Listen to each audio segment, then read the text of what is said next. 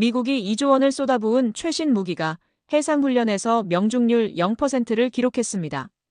그런데 바로 그 자리에서 한국의 4천만 원짜리 로켓이 15초 만에 48척을 전멸시켰습니다. 더 충격적인 건 미국이 이 기술을 불과 1년 전 쓸모없다며 직접 거부했다는 사실입니다. 돈과 체면이 버린 기술은 어떻게 세계 군사 질서를 뒤집게 됐을까요? 이런 이야기 계속 받아보고 싶으시면 구독과 좋아요로 남겨두셔도 좋습니다. 안녕하세요. 저는 미 해군 실험무기 평가국 책임자 알렉산더 리드입니다. 오늘 오후 3시 펜타곤 3층 회의실 형광등이 내리쬐는 긴 테이블 위로 한국 방산업체의 제안서가 놓여 있었습니다. 비냉각 적외선 유도 로켓 기술이라는 제목이 눈에 들어왔어요. 가격표를 보니 기존 무기 대비 15분의 1 수준이었죠. 마이클 헤인즈가 의자를 삐걱거리며 몸을 기댔습니다. 리드, 이런 싸구려 무기를 검토할 이유가 있나? 그의 목소리에 비웃음이 섞여 있었어요. 헤인즈는 미국 최대 방산업체 부사장이었습니다. 그가 펜타곤 회의에 참석하는 이유를 모르는 사람은 없었죠. 제가 제안서를 넘겼습니다. 한국 측 데이터에 따르면 악천후 환경에서도 95% 명중률을 유지한다고 나와 있었어요. 하지만 실제 전투 데이터는 없었습니다. 시뮬레이션 결과만 가득했죠. 명중률이 검증되지 않은 무기는 전장에 올릴 수 없습니다. 제가 말했습니다. 회의실이 조용해졌어요. 참석자 12명 중 5명이 고개를 끄덕였습니다. 해외 전문가들의 반응은 갈렸어요. 찬성이 42%, 반대가 58%였습니다. 헤인즈가 웃으며 말했습니다. 우리에겐 검증된 레이저 유도 시스템이 있어요. 비싸지만 확실하죠. 그의 회사가 개발한 무기였습니다. 단가가 한국 제품의 15배였지만 나토 표준이었어요. 제가 한국 제안서를 덮었습니다. 빨간 도장으로 반려 표시를 찍었어요.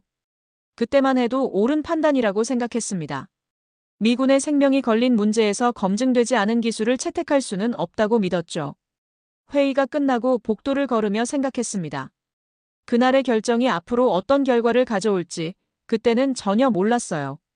그로부터 석 달 후였습니다. 국방부 예산 승인 회의실에서 저는 놀라운 숫자를 마주했어요.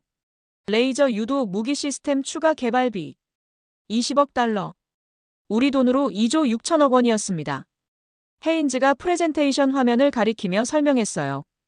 차세대 정밀 타격 능력 확보를 위한 필수 투자입니다. 제가 자료를 넘겨보았습니다. 기존 무기 대비 3배 향상된 명중률이라고 나와 있었죠. 하지만 한 가지 빠진 부분이 있었어요. 안개나 연무 환경에서의 성능 데이터였습니다. 날씨 조건은 고려하지 않나요? 제가 물었습니다. 헤인즈가 어깨를 으쓱했어요. 레이저는 맑은 날씨에서 최적화되어 있습니다. 대부분의 작전이 그런 조건에서 이루어지죠. 회의실 분위기가 낙관적이었습니다. 참석자들이 고개를 끄덕이며 찬성 의견을 내놓았어요. 비싸면 안전하다는 게 국방의 상식입니다. 헤인즈의 말에 웃음소리가 터졌습니다. 저도 그때는 동의했어요. 한국의 싼 무기보다 검증된 미국 기술이 나을 거라고 생각했습니다. 2조 원이 큰 돈이지만 미군의 생명 가치를 생각하면 아깝지 않다고 판단했죠. 승인 도장이 찍혔습니다. 개발 기간은 2년이었어요. 그동안 기존 레이저 무기로 버텨야 했습니다. 헤인즈가 악수를 청했어요. 좋은 선택이었습니다, 리드. 그날 밤 집에 돌아가며 생각했습니다. 우리가 거부한 한국 기술은 어떻게 됐을까요? 아마 다른 나라로 갔거나 개발이 중단됐을 거라고 여겼어요. 그런 싼 기술이 우리보다 앞설 리는 없다고 확신했습니다. 1년 후 태평양 훈련 해역이었습니다. 연합해상훈련에 참가한 저는 갑판에서 각국 함정들을 바라보고 있었어요. 미국, 일본, 호주, 그리고 한국. 네 나라 해군이 모인 대규모 훈련이었습니다. 저 멀리 한국 구축함이 보였어요. 크기는 우리 함정의 절반 정도였죠. 작전 브리핑룸에서 놀라운 소식을 들었습니다. 한국이 독자 개발한 무기 시스템을 시연하겠다는 거였어요. 비냉각 적외선 유도 로켓이라고 했습니다. 1년 전 우리가 거부했던 그 기술이었죠. 레이더도 없이 뭘 믿고 쏘는 겁니까? 미군 장교가 웃으며 말했습니다.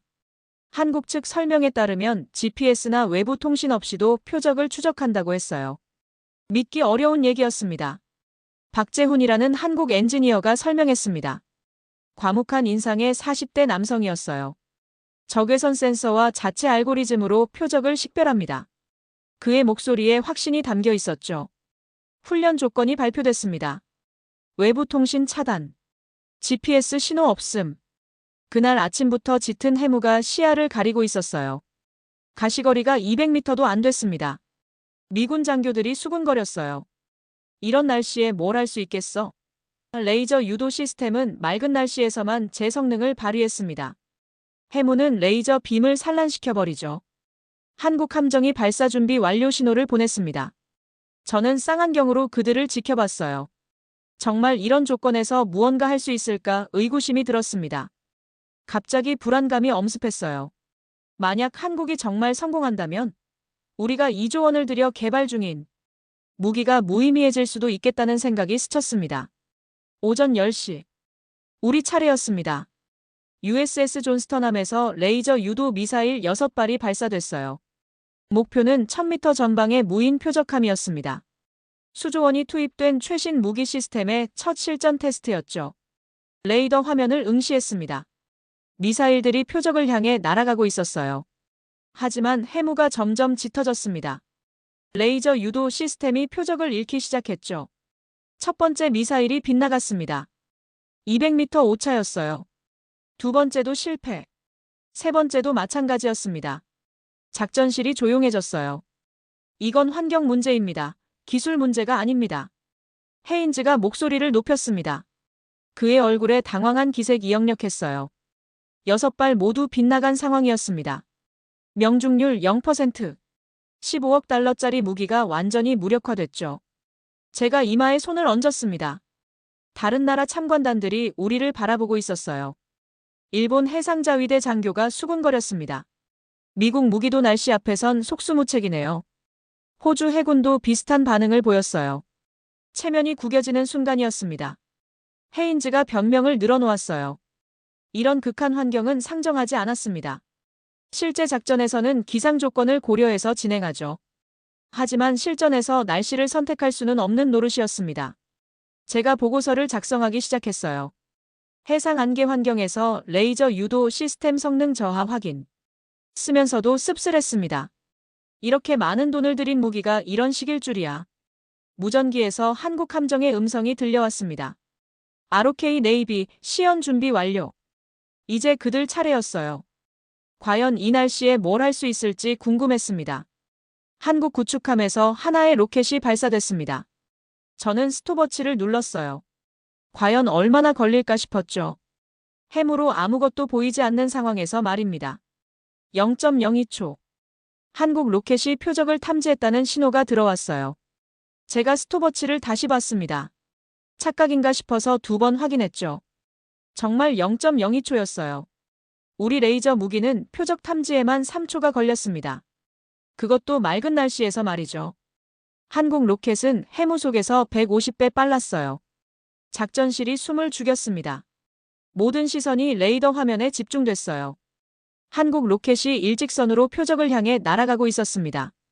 명중. 폭발음이 해무를 뚫고 들려왔어요. 박재훈의 목소리가 무전기를 통해 전해졌습니다. 데이터 확인 완료. 다음 표적 입력. 감정에 기복 없는 담담한 음성이었죠. 마치 이런 결과가 당연하다는 듯 했어요. 정확도 측정 결과가 나왔습니다. 오차 0.15m. 15cm였어요. 우리 무기의 최고 기록보다 10배 정확했습니다. 제가 입을 다물지 못했어요. 헤인즈는 아예 말을 잃었습니다. 어떻게 이런 일이? 그가 중얼거렸죠. 일본 해상자위대 장교가 감탄사를 뱉었어요. 믿을 수 없군. 호주 해군도 마찬가지 반응이었습니다. 모두가 한국 함정을 바라보고 있었어요. 4천만 원짜리 로켓이 해냈습니다. 15억 달러 무기가 못한 일을 말이죠. 가격은 300분의 1인데 성능은 압도적이었어요. 저는 그제야 깨달았습니다. 우리가 1년 전에 거부한 기술이 어떤 의미였는지를 말이죠. 한국은 그 사이 멈춰있지 않았어요. 계속 발전시켜왔던 겁니다. 그때 급보가 들어왔습니다. 레이더 화면에 48개의 점이 나타났어요. 고속으로 접근하는 소형 보트들이었습니다. 훈련용 자폭 보트였지만 실전과 같은 조건이었죠. 시속 60km로 우리를 향해 달려오고 있었어요. 전 함정 비상. 함장의 목소리가 함내에 울려 퍼졌습니다. 48척이 동시에 공격해오는 상황. 우리 레이저 무기로는 감당할 수 없는 숫자였어요. 한국 함정에서 무전이 들어왔습니다. ROK 네이비 교전 개시 요청. 박재훈의 침착한 목소리였어요. 과연 이 상황을 어떻게 처리할까 궁금했습니다. 우리는 한 번에 끝내야 합니다. 한국 함장의 말이 무전기를 통해 들려왔어요. 그들이 뭘 계획하는지 감이 잡히지 않았습니다. 갑자기 한국 함정에서 로켓들이 연속 발사됐어요. 36발이 일제히 하늘로 올라갔습니다. 각기 다른 궤도를 그리며 표적들을 향해 날아갔죠. 스톱워치를 다시 눌렀습니다. 과연 얼마나 걸릴지 보고 싶었어요. 48개 표적을 모두 처리하는데 말입니다. 10초. 첫 번째 폭발이 들렸어요. 12초. 연속 폭발음이 해무를 뚫고 전해졌습니다. 15초. 마지막 폭발음과 함께 모든 표적이 사라졌어요. 레이더 화면이 깨끗해졌습니다. 15초 만에 48척 전멸. 제가 믿을 수 없다는 표정으로 레이더를 다시 봤어요. 정말 아무것도 남지 않았습니다. 헤인즈가 의자에 주저앉았어요. 이건 불가능한 일이야. 그의 목소리가 떨리고 있었습니다. 우리 최신 무기 시스템도 이런 속도로는 불가능했거든요. 일본 장교가 탄성을 질렀습니다. 어떻게 저렇게 빨리?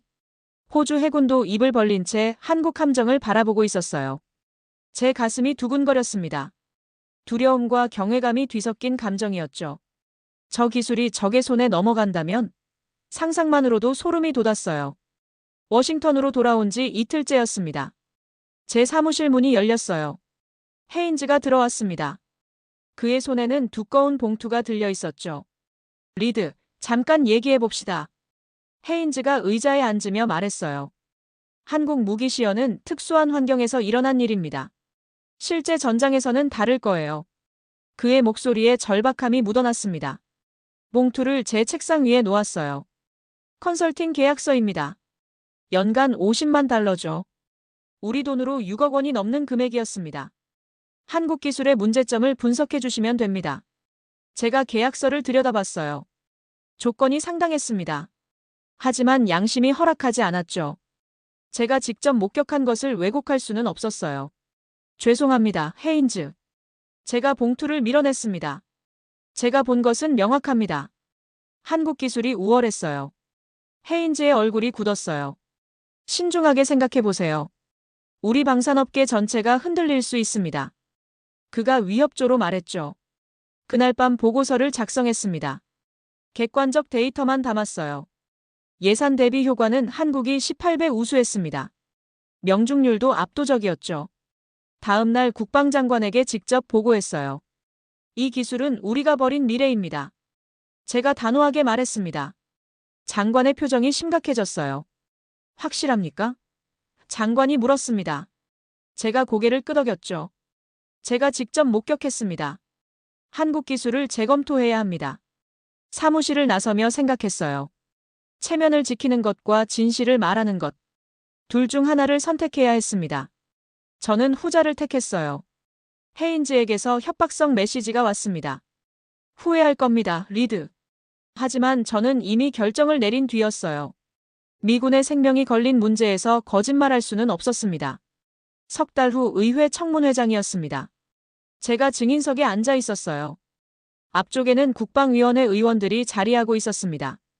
헤인즈도 피고발인석에 앉아 있었죠. 그의 얼굴은 창백했어요. 위원장이 질문했습니다. 리드 국장, 한국 기술과 우리 기술의 차이점을 설명해 주시겠습니까? 제가 준비한 자료를 펼쳤어요. 가격 대비 성능에서 한국이 18배 우수합니다. 제가 명확하게 답했어요. 명중률도 우리보다 월등히 높았죠. 헤인즈가 변명을 늘어놓았습니다. 특수한 환경에서 일어난 예외적 상황입니다. 하지만 의원들의 시선이 차가웠어요. 이미 진실은 드러난 뒤였습니다. 조사 결과가 발표됐어요. 헤인즈의 회사가 기술 평가를 조작했다는 사실이 밝혀졌습니다. 로비 자금까지 투입됐다는 증거도 나왔죠. 이제는 우리가 배울 차례입니다.